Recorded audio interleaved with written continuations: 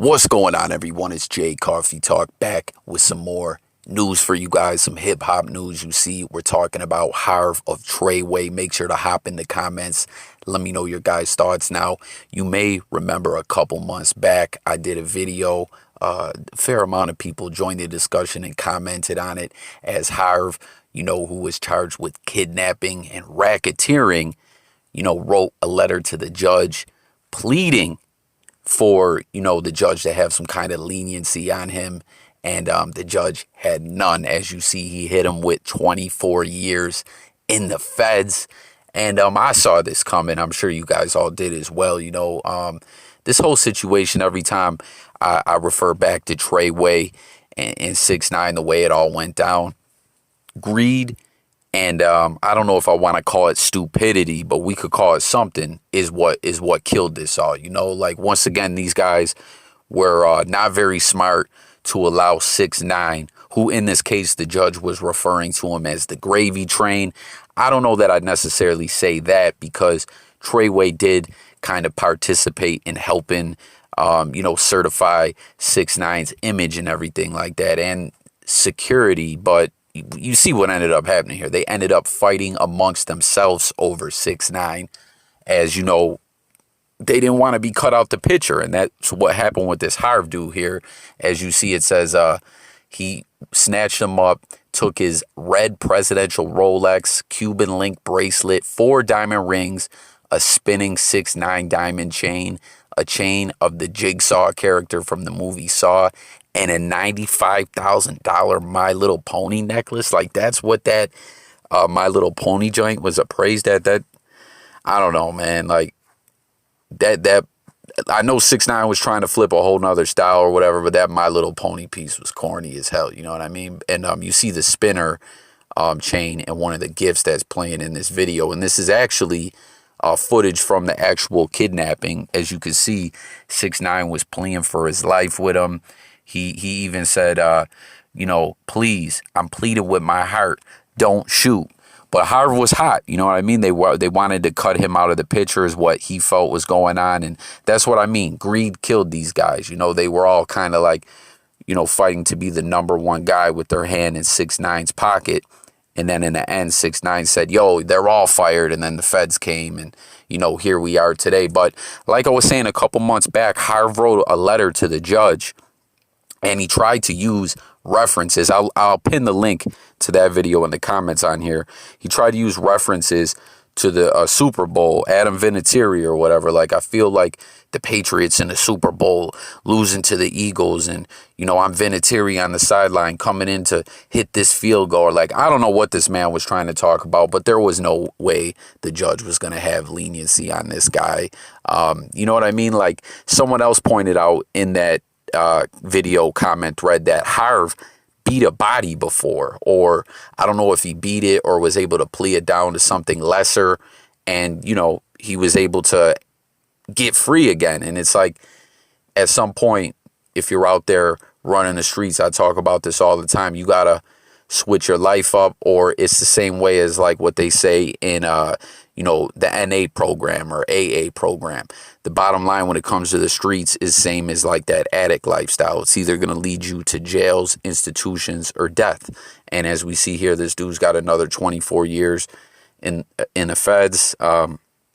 It ain't exactly his life, but that's a good chunk of his life. And, before I move on to the next thing I wanted to talk about this, when I say Treyway stupidity, what I always mean is they could have kept 6ix9ine away from the street activities so he didn't have the knowledge about these things to be able to tell. What they were, he's trolling people online and creating internet beefs, you know what I mean? And then he's riding shotgun while they're going and shooting at people, and really turning his online stuff into real life beef. It was all very stupid, you know what I mean? If you ask me, you guys get in the comments and let me know your thoughts on all that. But let's move along to the next story here that I wanted to talk about. We got 50 Cent chiming in on the reported breakup between Lil Wayne and his girlfriend Denise Bidett, Instagram model. It's crazy. Like, I reported the other day, I did a video about like someone unfollowed someone in one of the blog pages, we're up on it and we're able to, post that information out to everyone. And it's like the same thing here with Lil Wayne, as there's been nothing 100% confirmed. This is just people reading between the lines, because right after Weezy met with Donald Trump, set the internet on fire, had everyone going crazy. The blogs noticed Denise Biden, Weezy's girlfriend, stopped following Lil Wayne. You know what I mean? Then we started seeing these cryptic tweets and posts coming out about love. And, she's talking about sometimes love isn't enough. And then Weezy's talking about his eternal love and everything. And, like I said, it's all just reading between the lines. Like, these blogs really stay up on that information. Shout out to them. Like, that's got to be a hard job.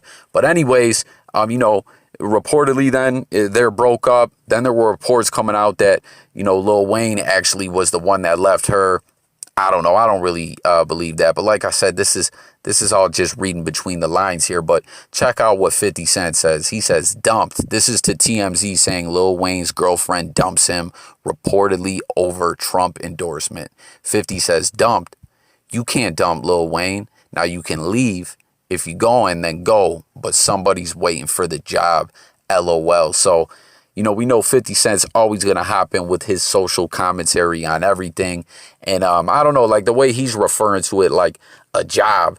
Yeah, if you're Lil Wayne, if you're a millionaire, if you want to refer to it that way, a job, there's always going to be a woman wanting to step in. I mean, that's just even like in regular life. You know what I mean? If you're just, an everyday person and you work at the factory, you're in the union, you got a $20 an hour job, you're going to have an entourage of people that want to hang out with you. And yeah, there's going to be women who just want to get with you because of your money. But I mean, we're talking about an actual relationship here. You know what I mean? I don't know. Wayne was tweeting about his eternal love and everything like that. I feel like things were a little deeper than all that, but hey, it is what it is. Life goes on. 50 Cent, man, he's always got something to say about everything. But with this being said, they're saying it was over, the Trump support. It kind of leads me into the last thing that I want to talk about here before I close this video out, right? Trump was very strategic, like meeting with rappers, getting rappers to endorse him and bring them out, like we saw with Lil Pump. He called him Lil Pimp. He got it right the second time, though. Lil Wayne, as we were just talking about, 50 Cent, speaking about the tax plan. There was, quite a few other rappers. Like, Trump was very strategic with this, like I said before, that he was trying to definitely make sure to try to get through to a certain demographic. But I don't know, like, what's everyone's thoughts with the election and everything like that, man? Like, you sit here and you look at this map with the electoral votes and it looks like Biden's going to win. I see a lot of people thinking, that they don't trust what's going on here. I shared something on my Instagram where there were two people tweeting about South Carolina and Arizona. And they were saying, yo, how did Biden win South Carolina?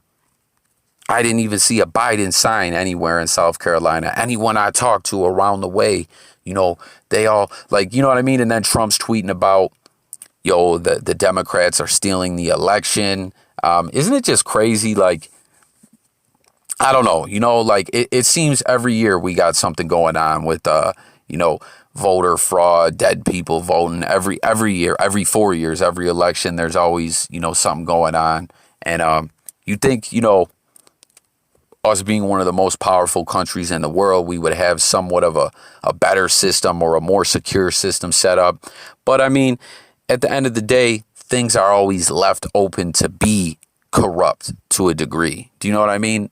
Just like the war on drugs and people getting into the country illegally and everything. I mean, I really believe if any of that really 100% wanted to be stopped, it could be stopped.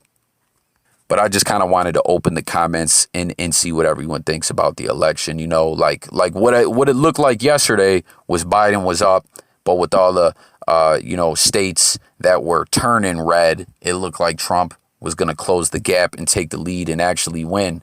And then now it's looking like Nevada, Biden's going to get Nevada and actually win the election. So I don't know. I was just curious to know what everyone thinks about all this.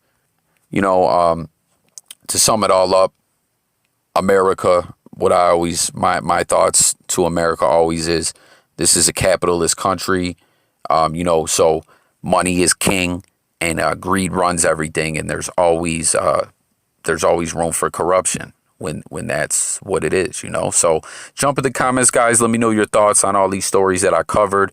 Make sure to sub to the channel if you're new. Make sure to hit the notification bell.